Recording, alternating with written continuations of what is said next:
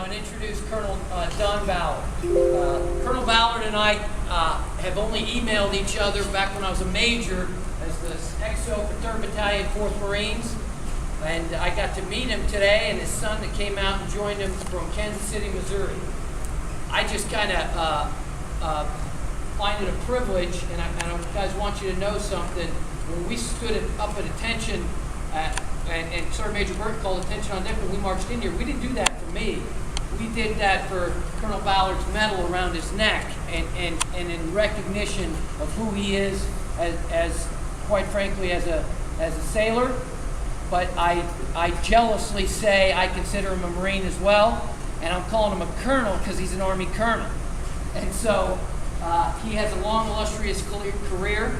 Born in 1945 in Missouri. When the Vietnam War kicked off, he enlisted into the United States Navy, had a great program, and fate, irony, you name the reason, he ended up coming through Camp Schwab, through Okinawa, on his way to Vietnam with one of our historical battalions that just so happens to fall under us right now, down in Australia, the 3rd Battalion, 4th Marine Regiment. He was first assigned to Headquarters and Service Company, like many corpsmen are when they first joined the battalion, and he was in 3-4 H&S Company, and then they farmed him out to Mike Company for some operations down in Vietnam, which ultimately, during crisis, he was awarded the Medal of Honor. And to me, his heroism, who he is as a sailor, and quite frankly, I consider him a Marine, and I know you do as well. We want to welcome him, and he's here to talk to us today, to tell us his story. We want to give him a warm Camp Schwab Navy Marine Corps welcome. Colonel?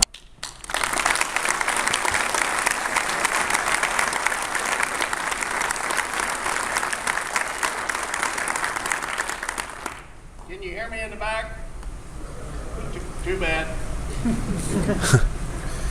Now that humor was, and you'll see a lot of levity out of my speech today because I'm a corpsman and I have PTSD, so don't work with me. Got a lady present. Don't mess with me. Do I need this thing? Well, it helps because we're recording it. Oh, you're recording. That's too bad. Somebody said corpsman up and I responded. You know, we didn't have 911 back then. But I'm here today as an opportunity, kind of my outreach program to help what we just honored today as a program to help prevent suicide, prevent PTSD, and prevent complications that are associated with that. Now, you're not going to prevent PTSD. All of us, if you've ever had a uniform on, hell, I had PTSD when I got off the bus under the yellow footprints. Right? That was a shocker, wasn't it? Well, I didn't have to go through everything you guys did as a corpsman. How many corpsmen do we have in here today? Let's see a show of hands.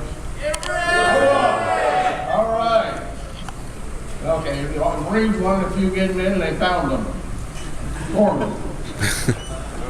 Yeah, that's right, Carl. I don't rank you, I take rank. Now, what I was starting to say a while ago is I use levity to help me deal with my post-traumatic stress, okay? I'm not here as a counselor. I'm not here trying to do anything except advise you because that reminded me I've spent my entire life since Vietnam trying to help Marines and Army guys too sometimes deal with post-traumatic stress. It's a common thing. Don't feel that you are isolated with that. All of us have post-traumatic stress, okay? It's the D that causes the problem. If it's a disorder where you're not able to function properly, or you have suicidal tendencies, or you have some kind of problem dealing with it, then you need help. There's nothing wrong with that. In my day, if we admitted that we were screwed up, guess what? You know, we were treated differently. Gradually, over the years, we've learned that the leadership of the green machine had to identify that his guys and gals had traumatic stress and they had to deal with it. Thanks to the corpsmen that we trained thanks to the corpsman that was always there for you Marines, you know, we're improving. But it's an ongoing process. Just like in Vietnam, we taught first aid and buddy aid because the corpsman can't be everywhere all the time.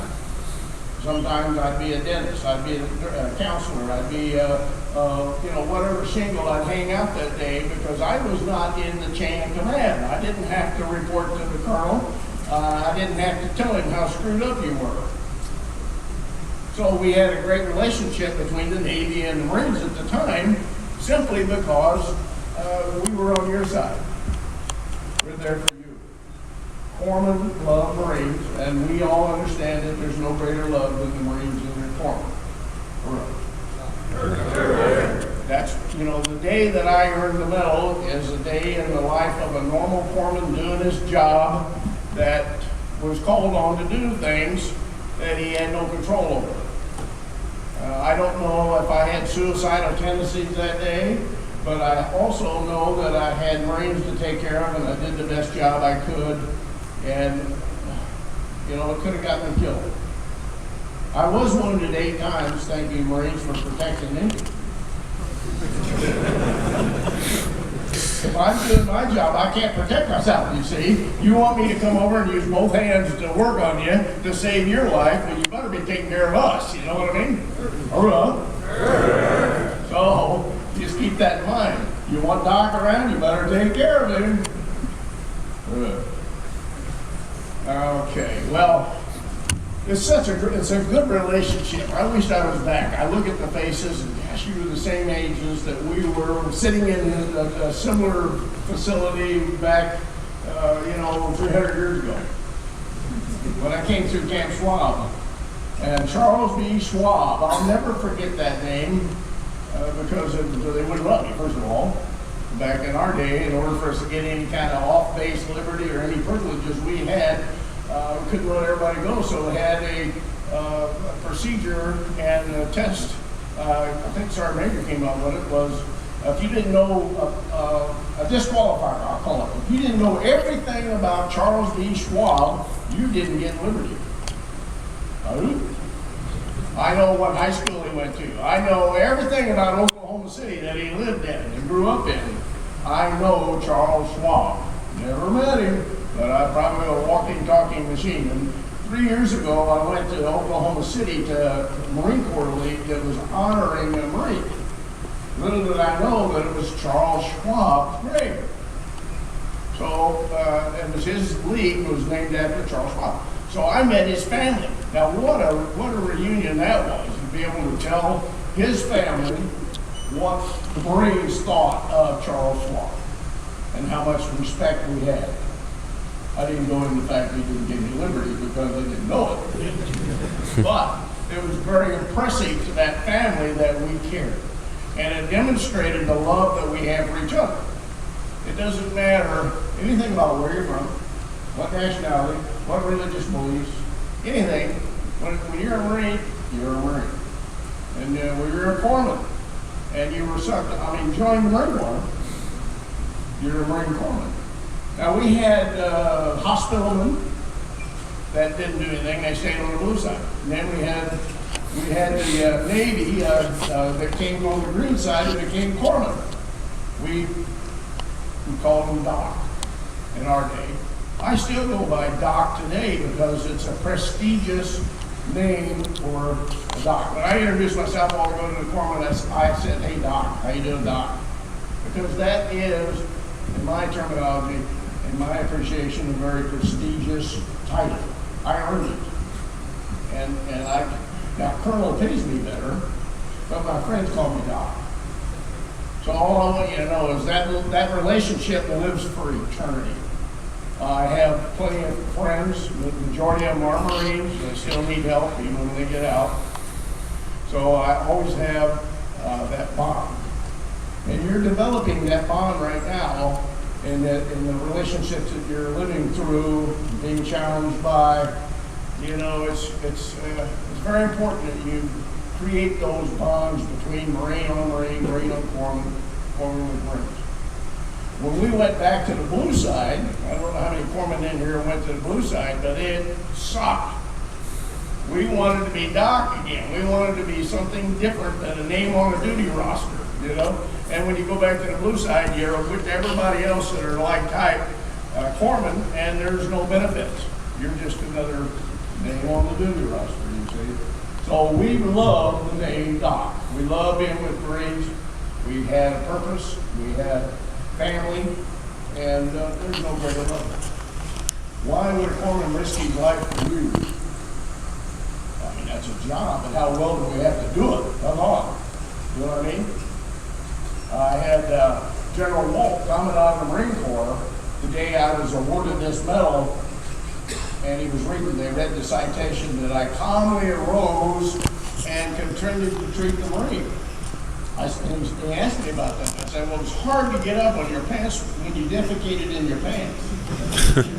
Not quite what I said, but anyway, when your pants were full of crap, you know, you didn't get up too fast.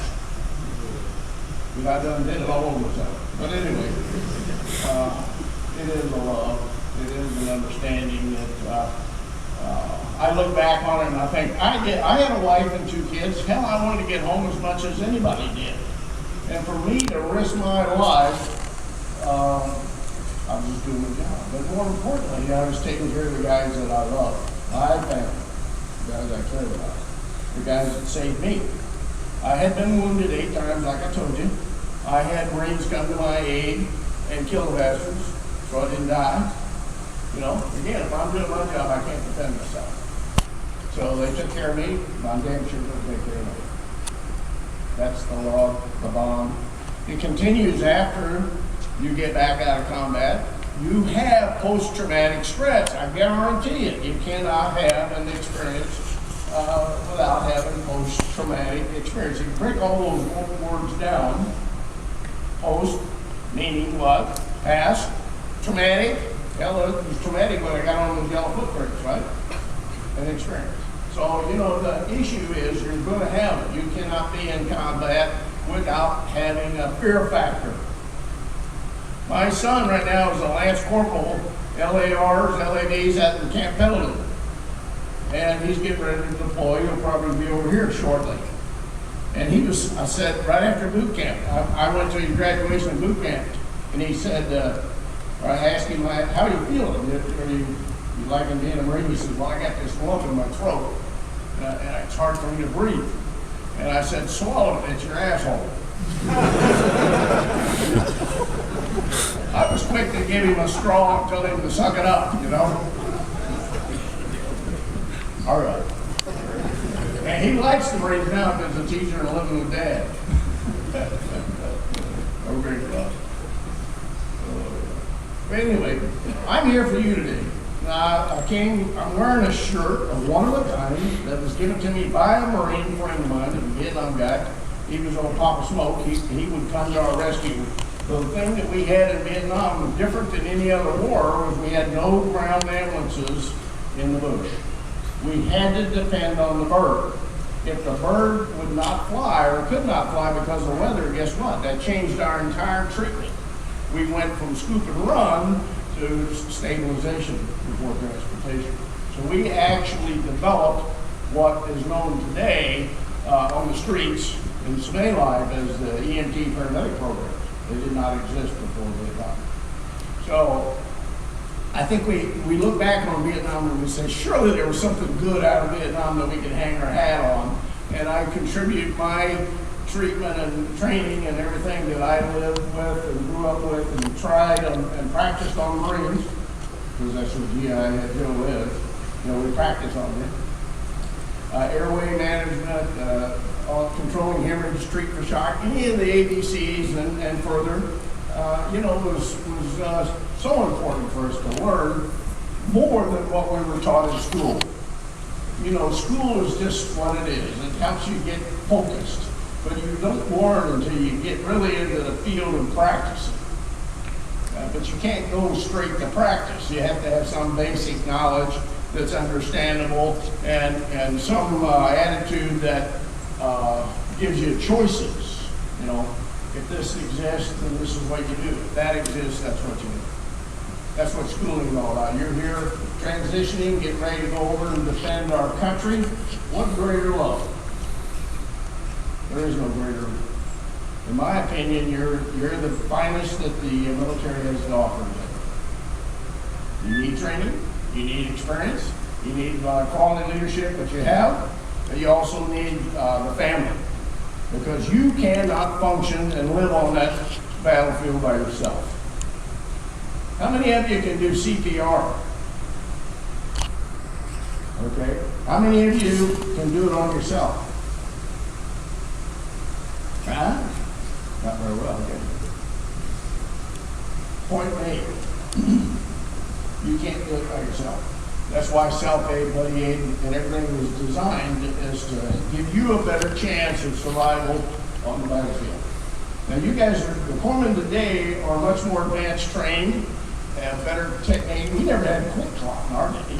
We didn't have the techniques and some of the procedures and some of the equipment and technology that you have today. I've been to Fort Sam, Houston. I've audited their class. I was impressed with the amount of training that they give. I was against it in the very beginning. I did not want to lower the Navy standards to the Army standards. I thought if the Army wanted to come up to the Navy standards, okay, let's do it at Great Lakes. No, they wanted to do it at Fort Sam, weather-wise, and I don't know what else. But anyway, the Army wanted to talk the point toss. But the whole issue is now the Army is getting trained up for the first time. When I first got in the Army, E6, E7 could not suture. They were not authorized to suture or innovate or start an ID. That's why the people die on the battlefield. Corpsman, we were talking about on the way down there. I had to know that before I became an E4. If you didn't know that as an E3, you weren't carrying your load. Just so you know that there's another side of points. All of us have a job in this great theme of protecting a country. But if you're a mechanic and you screw up, if you're a cook and you screw up, well, but if you're a doc and you screw up, you cost somebody their life. Hello, it's a damn serious job out there. And we have to take the job serious if we want to come home. There's no friendlies over there. The only friendly you have is the guy to your left and to your right. Not only today, but certainly in the battlefield. If you develop a relationship with caring, you have to demonstrate that first. You can't walk into a unit and say, oh, these are my buddies, they're going to take care of me. Bull. You have to be and demonstrate equal love to them before they'll extend it to you. Otherwise, they're just a drunk. 0311. How many 0311 you got in there? 2 of you.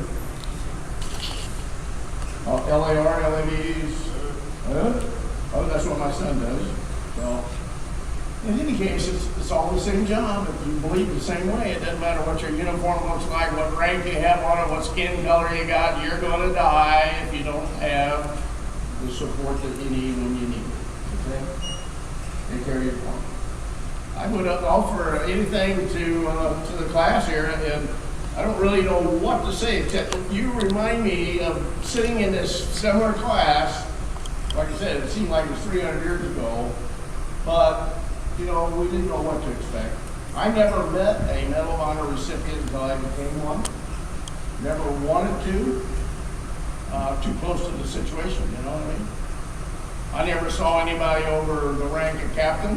Who the hell needs that, you know? Why would I want to go see a captain? You know, captains were God. Actually, sergeant majors were outranked him, but anyway. We had, I know things change, I know attitudes change, I know personality change, but I'm thankful for the team that we just honored up here. You've got a tremendous job. I thank you for it. I've been following it in the development of that for a long time, trying to get some initiative started. Just for the leadership to understand that we've got a treatable problem is the first mindset that we have to overcome. The second one is getting the soldiers to agree that he's got a problem and seek out help without shame. I'm standing here telling you I'm screwed up. I've got PTSD. If you can't admit it, then I feel sorry for you because you're not going to get treatment, okay? So don't think that's a shameful situation. It's a smart guy that wants to survive that says, I'm screwed up in the head, I got to find help. Your first line of defense is talking to other Marines and other corpsmen that's walked in your shoes, that understand you.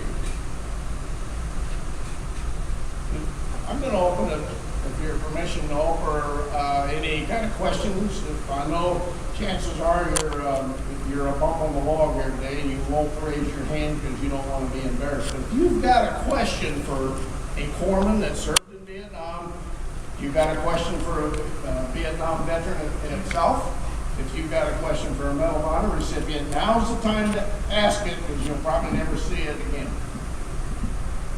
So stand on your feet if you got a question. Yes, sir. Sir, Agent Crew Burley with 4th Marine Regiment. Why'd you join the Army? That's a good question. The question is, why did I join the Army? At the post-Vietnam, we had an excess of Navy corpsmen that they were letting out early. I'm 86, but there was no chance for me to pin it because there was no slots available. And it might be 2 years before I could see the promotion. And I worked orthopedic and neurosurgery during the day, and in the afternoon I had an outpatient clinic, and it was multi-service hospital. So we had Army that was being treated there as well. This Army recruiter came in, and is there any recruiters in it then? I wouldn't raise my hand either. They're all liars, And I told that guy, I said, you're full of crap. But if it's in writing, I'll stand a better chance. So I went down and signed up in the Army because they guaranteed me that I could go to OCS. And if I was going to be there, I might as well get paid for it. I had 3 years of college. In the Army at that time, you only had to have 2 years of college under bootstrap. The old brown shoe. But bootstrap, 2 years of college, be E5 and above, and you could do a lateral transfer. So I did that. I literally got out of the Navy in about, I got out early because I had a lot of basket leave, which we had the cumulative leave. So I got out and turned all my stuff in, went home, waiting, but I'd already signed up in the Army, took my oath, only waiting for me to report for OCS when I was called to the White House. That's a call that's unusual. It should be talked about. Did I answer your question? So I joined the Army because the opportunity prevailed. It offered me a commission, and if you love the service, that's what my motivation was to stay active. I also had PTSD. I wanted to stay active. Nobody in the civilian world understands anything about you. They think you're screwed up in the first place, so you better stay with people that understand you. So I couldn't stay in, first of all, let me back up again, I did not like the blue side, all right? Now, if you guarantee me I stay with the green side, I might consider it. Oh yeah, we'll send you to the submarine. How green is that? No thanks. Anyway, I didn't see anything on my schedule of the journey of life that was going to keep me in the Navy. So I was either going to get out or when it prevailed that I could join the Army, which is, I thought, similar to the Marines, green, out in the bush. It's nothing like the Marine Corps, let me tell you. Nothing. It's the poorest example of Marine Corps intelligence. That's an oxymoron in itself. But, what a way to go. I wouldn't recommend it to anybody, except I did have a lot of fun. I was a dumbass second lieutenant, and I used it to my advantage. What do you expect? Anyway, that's why I joined the Army. Any other questions? Yes, sir. Yeah, Lieutenant Colonel Black, 2 questions. One, when the Army plays the Navy in the football game, who do you cheer for? The cold beer. Sidestepping the question, sir. And second, can you tell us one of the funniest memories you have from the Vietnam War? Okay, now the second question was, what kind of memories? One of the funniest things. I think one of the things that's most enlightening is I I think you could really tell a lot about people just by asking them what was one of the funniest memories that they have. So throughout all that hardship and pain in Vietnam, can you think of one or two things that really pop out and stand in your memory as a good memory? There was nothing. The only thing I could foster in any kind of an attempt to answer that question is the love for our comrades, our buddies. I was in a bad area in Vietnam as we lost 70%. By the way, the journals now, all the staff journals of Vietnam have been released. You know, they've been declassified. I went to my last reunion and they pointed out that 70% of our battalion was lost.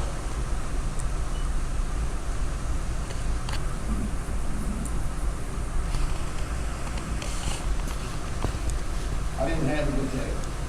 The only thing I can remember that I can reflect back on would be we had a corpsman who took my place and got killed.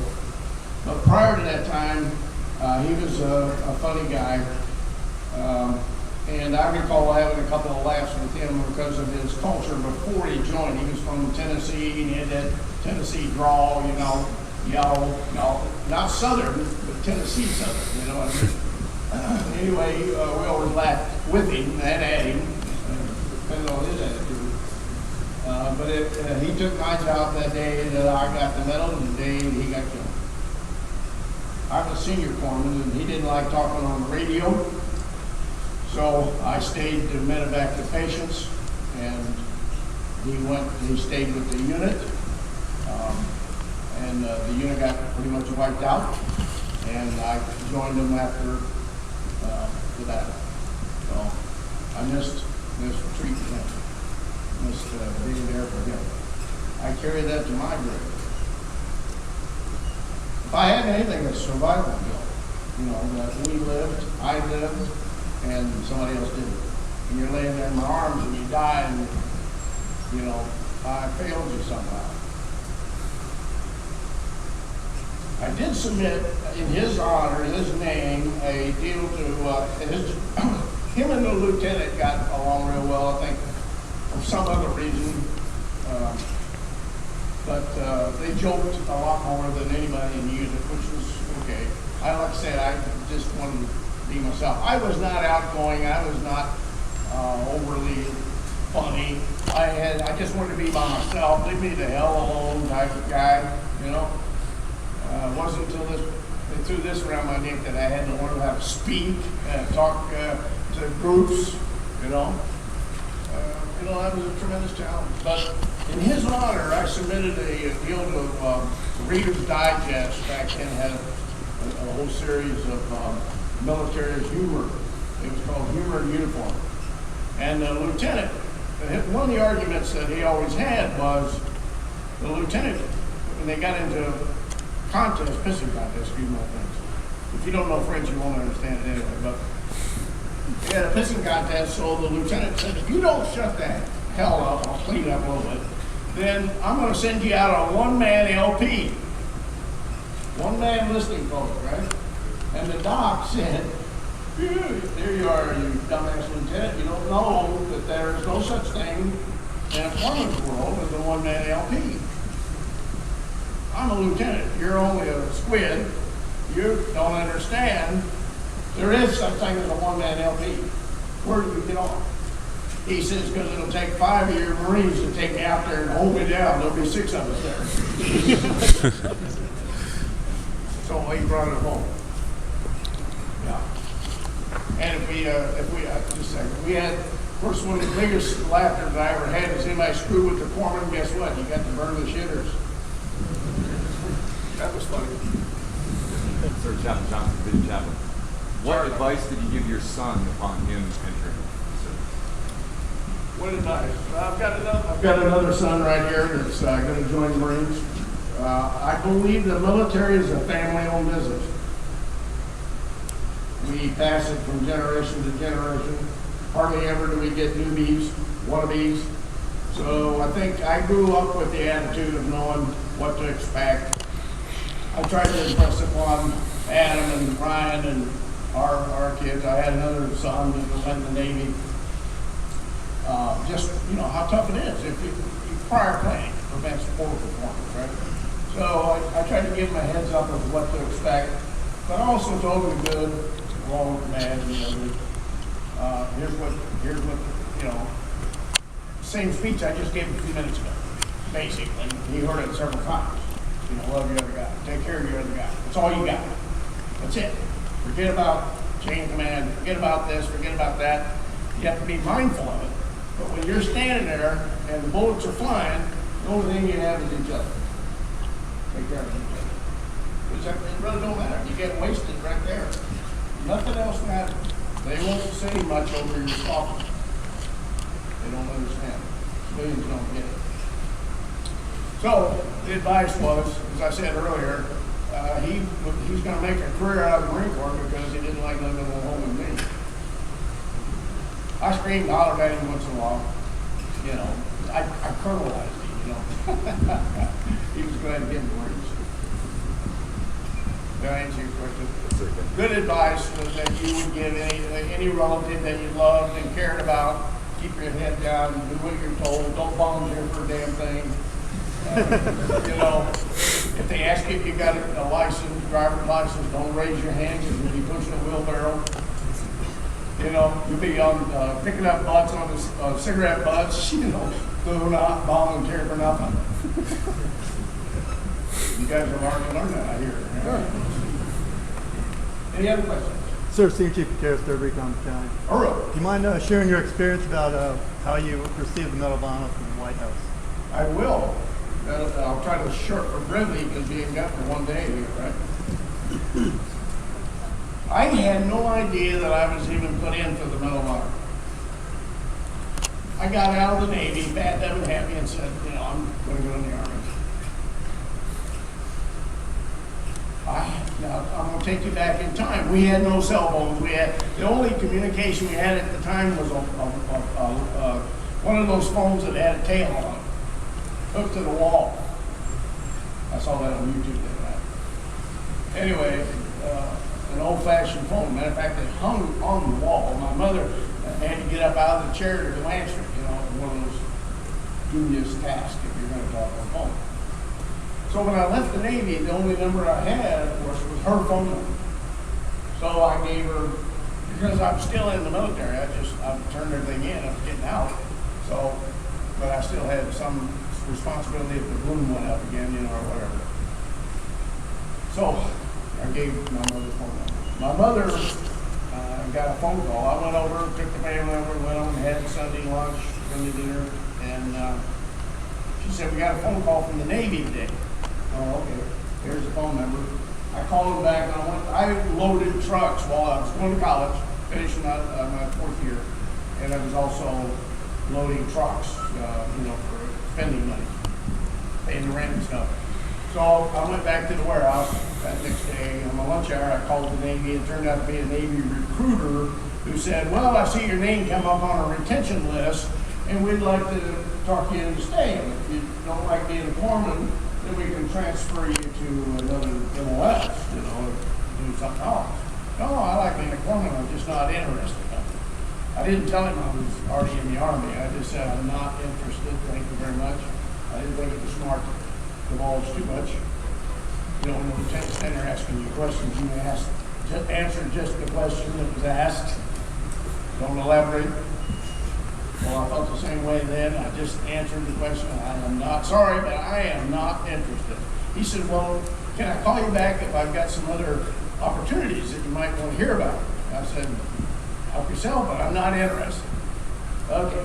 So a couple weeks go by, maybe 3 weeks, and my mother repeats the scenario. Says, I got a call from the Navy today. Oh, yeah. I blew it off. You know, I didn't want to talk to him about it. Another week or two goes by. She reminds me, she said, did you ever call that guy from the Navy? I said, yeah.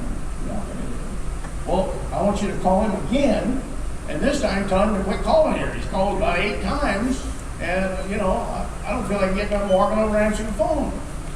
Yes, Mom. Yes, sir. Oh, yes, ma'am. Mom's in charge, you know. So I have more marching orders now. So I call that Navy guy, expecting to tell him off. And he says, just a minute, I got somebody who wants to talk to you. Well, Captain got on the phone, and he says, where are you right this minute? I said, I'm in a warehouse. I'm loading trucks. I'm on my lunch hour. He said, we're coming to get you. I said, for what? I kept thinking, what the hell did I do that I'd have the Navy chasing me down? I stole my 45 out of Vietnam. I thought, oh shit, they caught me. I'll give it back if that's what it is. So I could not for nothing. So he says, the Admiral wants to talk to you. I don't need to talk to no stinking Admiral. What the hell do I want to talk to an Admiral for? I'm a civilian, or close to it. Okay. Well, I didn't agree, but here's this battleship gray, Second World War, old sedan pulls up out front, two of the Navy officers get out, all the pearly whites. They come in, and I get a page over the system that says, come to the front office. So I go to the front office, and there's two Navy guys. They said, the Admiral's waiting for you. I said, well, good. So, he said, well, you're coming with us. That's what it means. Hey, look, I guess I will. So I get in there. They walk in. Now, they're in uniform. I'm standing there working, work clothes. And they report to the captain. And the captain, I'm standing there. I don't know what to do. Anyway, he says, he come right up my face, Probably, I'm supposed to right here. I'm supposed to know you right now. He said, son, do you realize that we've been trying to get a hold of you for 6 weeks? Yes, sir, I am. I said, I'm totally aware, but I told him I wasn't interested. I told second class, whoever, reservist or whoever it was. I said, I told him I wasn't interested. His jaw dropped. He says, I cannot go back and tell the President of the United States that you're not interested in getting another one. Now my jaw dropped. He says, you didn't know you were put into the medal? I said, hell, I didn't know it. No, I thought it was Silver Star or something, but had no idea. He said, well, I've got 2 days to get you in front of the White House or it's my ass. I said, I completely understand the program. And he says, oh, you got a good looking uniform. I said, yes, sir. I just bought it at Fort Riley. It's an Army uniform. The Admiral comes in, and he says to the captain, he says, that boy is not going to get a damn Navy Medal of Honor and an Army uniform on my watch. Funny. I'm not saying it quite like he did. So they issued me a brand new Navy uniform, all spit polished, looked better than anything I've ever owned. I'm going to see the man, So I go back to being a second class corpsman, and they fly my family up there. I mean, literally, that was going to be the last call. They were chasing me down to get my butt in front of the president. I had no idea. Well, that's how I learned I was getting the medal. Thanks, Chief. Any other questions? I did explain I have several times since then, that there would have been more medals of honor issued out. You look at these citations today and you say, Jesus, what do you have to do to get the Medal of Honor? Some of these citations, Navy Cross, Silver Star, hell, I'd have given them a Medal of Honor, especially when the guy died. What difference does it make, And they argue about the last Medal of Honor involvement I had was the guy that jumped on a grenade, and then they said, well, he was dead first. He'd been shot. And some asshole in the Pentagon is making judgment calls on the battlefield. Sorry, Chaplain. I know you know a little bit about anatomy and physiology, so that controls the body part. That's the most important body part you have. What's the problem? Just ask the colonel. I'll tell you. So in any case, the guy died, subsequently jumped on the hand grenade, but somebody in the house up there said, no, he was dead first and just fell.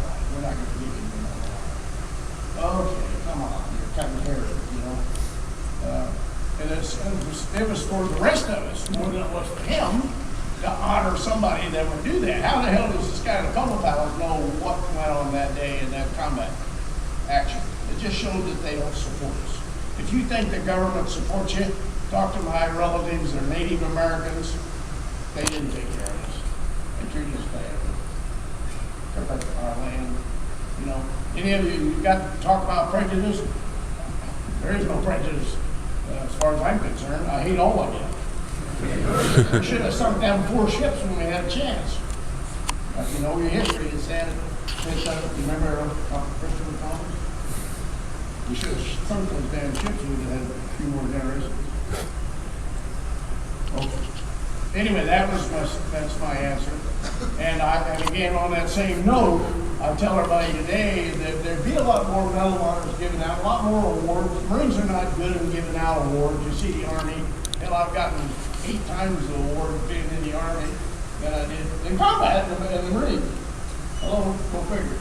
But I'd always come to your defense, and I said, well, it's because they broke their career orders. Now, we can get away with saying that because we're doc. If you want a short arm inspection, we'll have that in about 10 minutes. None of you even know what a short arm inspection is today. Thank God they did away with that. How embarrassing. But in any case, we do have your shot records. Even with electronic, we can still screw with you. If you want your shots all over again, just mess with the doc, and we'll make sure you get taken care of it. How about another question? I'm getting paid a lot of money to be here today. Dr. Warren, sir, Sergeant Major sent you out, Division Sergeant Major. So you talked about post-traumatic stress. So regarding us at veterans, OEF and OIF, and some still forward deployed, with regards to transitioning out of the civilian sector, how do you see the assistance rendered to veterans who have PTS out there, vice us who are still staying in the Corps and in the Navy, receiving the same treatment? So is there a disparity? Do you see it changing for the better? Okay. Good question. And it's an involved question because up until recently, there was no civilian support. You were on your own. If you couldn't find a job, tough shit, you know? And, it just made it very difficult for the guy coming home. I think that's contributing a lot to the suicide rate that we're experiencing. The programs that you've instilled, the programs that the Navy put in place through the Corps, all these programs are there because of need. And we don't know what we're doing. We're just helping you. No psychologist, no psychiatrist can help you. Only thing they can do is make you aware internally in your own mind as to what you should be thinking about, how to react to those situations, and how to move on with your own life. They're not going to write a prescription to make you go get well. There's no treatment that they can give you. You do 20 push-ups a day and 4, whatevers. The point is that you have to help yourself. Now, I say that, but you also have to get, because you're not qualified to help yourself, okay? So you have to surround yourself with people that are better off than you are. It's always easy to find somebody worse off than you are. They'll go to the VA, go to the hospital. But the attitude in the units are, hey, don't be ashamed. Admit it. Say, look, I'm having some challenges. I don't think I'm, feeling, don't be a malingerer. Don't drag the unit down. We still have mission to do. Mission is what you're here for. Whatever that is, mission. Short of that, and you signed up to support the mission, whatever that is, including paying the blank check for your life. That's what you agreed to do. And that's what we need to do. I know it's shocked to do. But yeah, you might get killed in this job. But you stand a better chance if you love the other guys, if you understand the other guys, you work with the other guys, you get them to respond with respect and work with you. And it's a mutual understanding. There is no answers. There's no answers. You want to seek out help, whether it's in uniform. If you go to civilians, care less about you. I mean, they don't. They're at Walmart. You're at war. They're at Walmart. So the attitude has to be, find people that understand, find people that are willing to listen to you, find people that have had similar experiences, or at least have talked to enough people that they have some knowledge base to work off of, because civilians can't help you. Matter of fact, they look down on you if you're a screwed up vet, you see. So forget them. They weren't there they have never been here to support us. Never. Don't think they're going to start now. You have to look in front. You have to look to the help that's being created for your benefit. But it's like knocking on the door. If you don't go up and knock on the door, no one's going to let you in. You got to be willing to go up and say, I'd like to talk. Or maybe I've got a problem. Maybe I do, maybe I don't. I don't know. But how do you know? You're not qualified. You do understand, because you know your body more than anybody else sitting in this classroom. You know what your body's telling you. And if it's not telling you the right thing, then you need to be asking for help. It's not a shameful thing. I ask for help right now. There's not a one of you in this room that can help me, you see. But I can help you. I get pleasure, I get satisfaction on helping you. Well, I'm here today. If I say one of you, I got one of you to think about something that you wouldn't have thought about, then I feel like I did my job. That's what corpsmen are trained to do. That's what chaplains are trained to do. We're here for you. We're not here for ourselves. It takes a special personality to do those jobs. We're not hardcore. We'll never make the command sergeant major. We'll never make whatever. I had a big transition going to the officer world because my first OER, which is an evaluation report, they said, my battalion commander, full bird colonel, called me into his battalion office and said, "You like being a lieutenant?" I think I was getting promoted to captain or something, I said, "Well, I didn't know if you got something else better." And he says, "No, that's not what I'm talking about." He says, "We're getting complaints from the sergeant majors that you're fraternizing with the troops." I thought fraternizing meant different things. We had no women in the union, by the way. And I certainly wouldn't go anywhere else. But I misunderstood, or he misunderstood what fraternizing interpretation was. He says, "You're going to have to decide whether you want to be an officer or you want to remain an enlisted guy." Oh, okay. I mean, you painted me a picture that I can't be an officer and act away with the guys that I acted when I was their rank. You see, when you guys are screwing off, you don't want the officer sitting around watching you because he's going to see you tomorrow. You know what I mean? So I had to learn to get up halfway through my evening and leave. Go drink by myself. Most of the officers just didn't get it, because they come in as officers. They don't understand the Mustang. They don't understand the development of enlisted turning into becoming officer. So I was blessed but almost traumatized when I had to decide whether I was going to be an officer and act like it, or I was going to stay as an enlisted guy. I hope that answered your question. Is that nobody understands you. Nobody. You have to seek help. The officers don't understand you unless they've been there, but they still never walked in your boots. You see,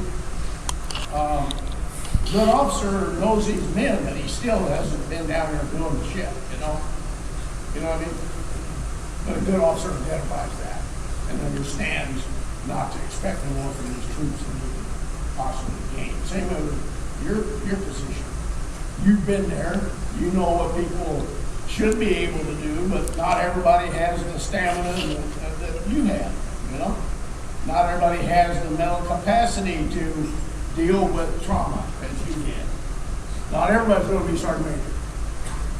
Not everybody's going to be an officer. All of us can be a Marine doing their job. Any other questions? Yes, sir. Within the week, chaplain, it's been said that war is hell. You've never seen the worst side of that. in that day, did you have any apprehension when your son decided to join the military? And if so, how did you overcome that? Okay, did everybody hear the question? Well, see hands, it didn't. Okay. So how did I deal with my son wanting to join the service? I was proud, number one, that he wanted to serve. I was all for apprehensive because, men get it, women not so much. The mother side of the female, protective, that says, I don't want my son to die. Well, what mother the hell wants her son to die? Come on, wake up. So the whole attitude is there's that understanding of manhood, if you will. You're a man today. No matter what age you are, you go home right now and you're the man. You can't go back to high school. You can't go back to the old beer joint. You cannot go back and find friends that you can relate to. They do not understand you. Now the countries are better off, a whole lot better off because we had them. And you're a man today. You have manly responsibilities, not only to the family, but to this country. And I thank you, before I go any farther, I thank you for your willingness to serve. We wouldn't have a country if it wasn't for people like you. Nobody understands you. That was my point I made earlier. I had apprehension, but I also wanted him to pay attention. I wanted him to listen to the leadership. I wanted him to listen to the corpsman. I wanted him to listen how to survive. I don't care if you get wounded, but actually that's not a correct statement. I don't care that you get PTSD. That's not a correct statement. I don't care if that's what happens. I'll still be here to love them. It's okay. But let's be smart about it. Don't go jumping on grenades. Just be smart. Pay attention. I survived Vietnam because I paid attention. We used to have, we had an escape and evasion school. Matter of fact, it's right here on this island, some damn place up north. But anyway, where we learned how to approach our own dead bodies. Marines go and get their bodies. Unlike the Army, any Army pukes in there, I'll tell you the same thing. They'll rot before the Army goes back and gets them. The Marines are no man left behind. How do you know that guy's dead? Do you want to be the guy out there? None of us do, but if you are, you want to make sure somebody's going to care enough to come looking for you. We lost more people going after our bodies because the damn enemy knew we were coming back. They ambushed us. But it was all voluntary. Nobody made you go out and get the body. We'd ask the first shirt, the top, give us some people. And I was the only corpsman in the unit, so I guess I did get voluntold to go, because no, you guys can't do a damn thing without a corpsman. You can't even put a flag on the mountain without having a corpsman tell you what's in the flag. I look. No greater love. I can get away with saying that because you love it. You let her. I got your shot right. Anyway, so I had apprehension, but I also told him how to survive. How to survive, Ryan. How to survive. Learn to survive. If you don't do that, you've contributed nothing to the world, to this country, to yourself, to our family. Learn to survive. Learn to take care of. Part of that process is taking care of your buddies, because they're going to take care of you. That's part of survival skill. When we got to Vietnam, I could give a shit less that it was North fighting the South, or East fighting the West, or it was a political civil war. The only thing I wanted was me and my Marines out of that freaking country, alive, in as best condition that I could. That's what my advice is to my kids. Any other questions?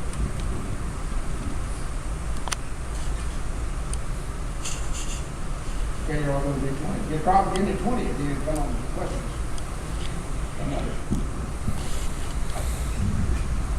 Yes, I've lost weight and my pants won't stay up. well, anyway, I'll close down then. I am respectful that the command raised enough money to bring me, my family, over to talk to you because it benefits me as well. I told you at the beginning, I prefaced this by saying, I have post-traumatic stress. So when I'm around guys like you, it makes me feel good that we have a strong country. That my fighting was worth it, you know. A sense of purpose, you know. I feel good when I'm standing with you. I feel proud of you. I'm proud that you're wanting to do as much for this country as I did, or my predecessors. You know, we owe it all to the Second World War guys. We hear them talk. And we do. The greatest generation, the greatest war. They had the same struggles. But they had, when they got home, they got parades, and they got homes, and they got cars. We got bottles of urine and feces thrown at us. And, you know, Vietnam was a terrible time in this country. We had more protesters than we had servicemen. And they were getting paid to protest, just like you got right out here in front of your base. Somebody's protesting you because they don't have a clue, they just want the money. They carried signs that they didn't care what it said. There's always somebody against this country. We took an oath to defend this country against all enemies, foreign and domestic. Remember that. And by the way, that doesn't cease the day you ETS. You took that oath for the rest of your life to defend this country. And if you don't have love enough for this country to agree to that, I feel sorry for you. I do love this country. We owe it to future generations to be there for them. Give them the same freedom, give them the same challenges and chances that we had. Make life better for them. That's your mission. Protect this country, keep it free, allow the civilians, the 99%ers that don't have a clue, the right to have what they enjoy today if it's a free. You're the brave guys. You're the people tonight. Thank you very much.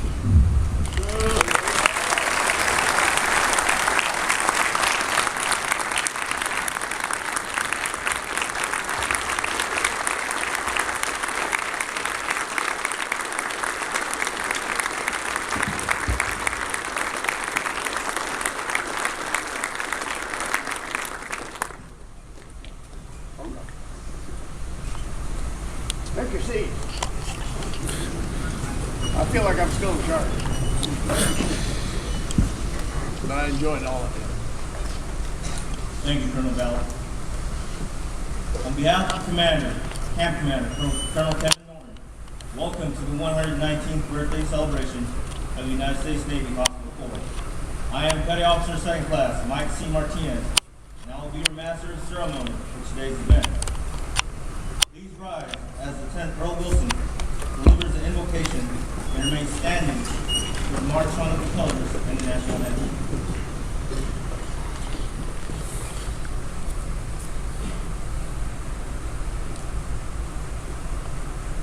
Let us pray.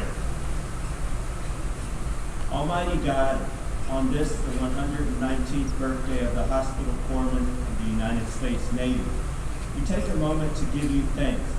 Thanks, first of all, for a tradition rich in acts of selfless bravery on the battlefield, and a willingness to endure the daily grind that ensures our medical readiness. When it comes to PHAs, ongoing exercises, and even training requirements that only docs can do, we thank you for their willingness to always support the needs of the mission. As they continue to balance both old and new ways of meeting docs in the military, may your grace and mercies be sufficient, O God, to equip them to be bold as the docs who serve before them, and as brave as the docs who serve around the globe today. May the legacy of the Hospital Corpsman live on and on for generations to come. In your most holy name we pray, amen.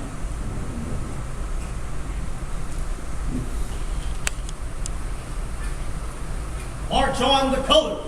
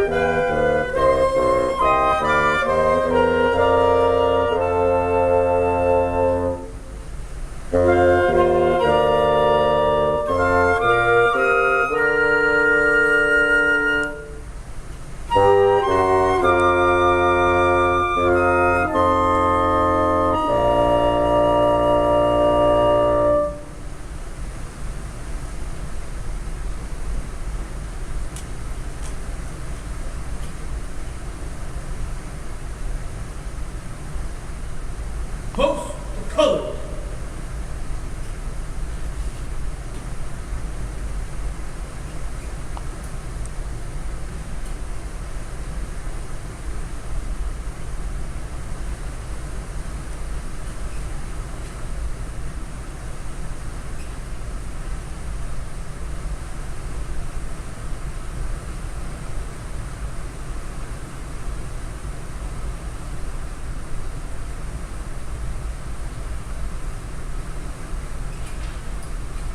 Ladies and gentlemen, please be seated.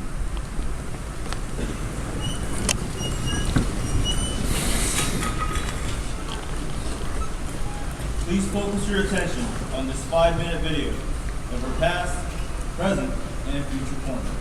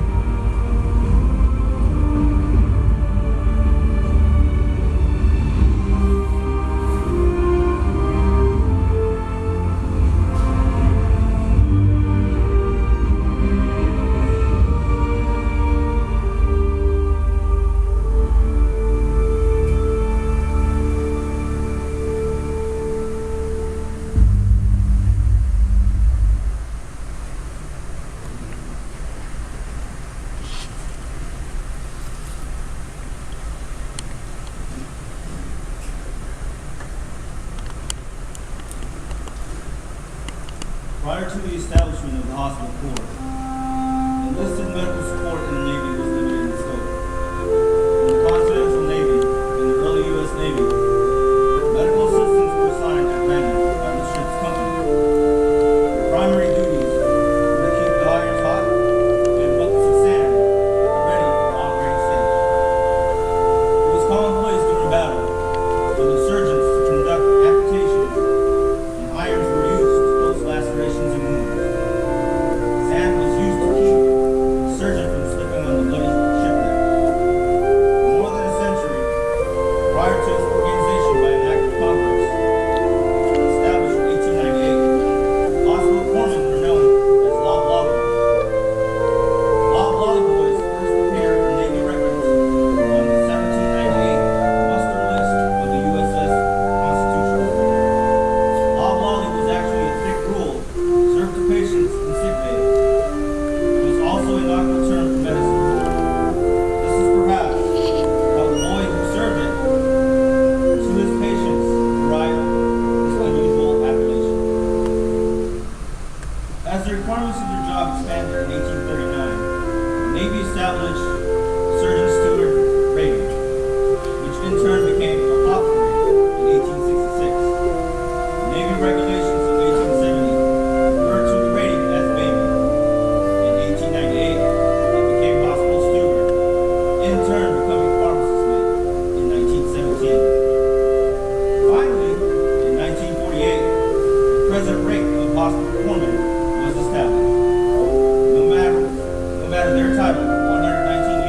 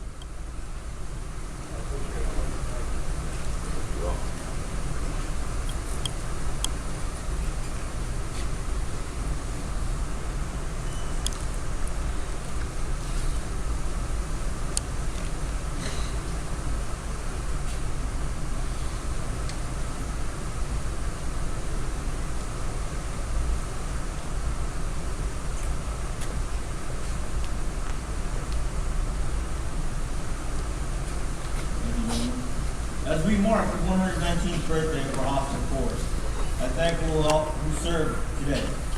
Our distinguished past is prelude to our great future. It is fitting that we take time to reflect on the extraordinary heritage on the anniversary of our hospital corps. In short, wherever medical services may be required, hospital corpsman is there, not only willing, but prepared to serve their country and their fellows. Ladies and gentlemen, please rise as the 3rd Marine Expeditionary Force Band will now play the song from the Fighting Third. The music was prepared by Sarah Papiano, wife of Buddy Papiano, a great Marine who served in our division during World War II. The lyrics were written by Colonel Edward F. Donowitz to represent the past, present, and future of 3rd Marine Division. Please remain standing for the playing of Anchors Away and the Marine Hymn.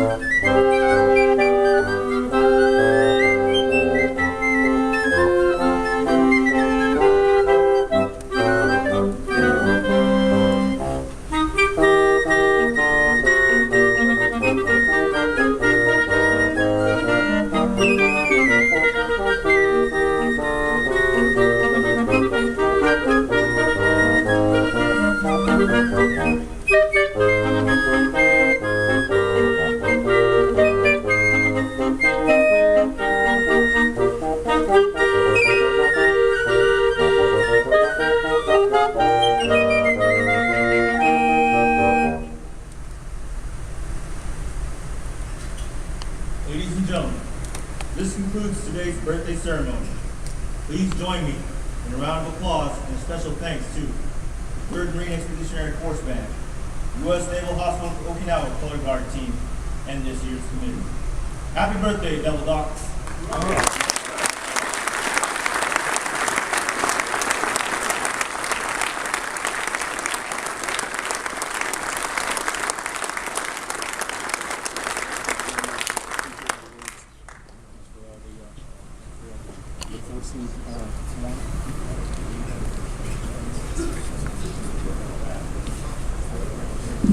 Looking forward to it. Very important team.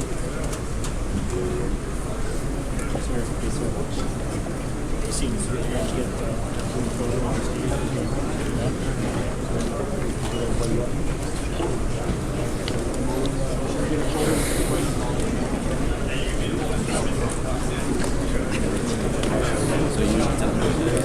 Hey, Marine sailors, if you want a photo, hey, get up on the stage. We'll take a group photo. One shot, one kill, all right?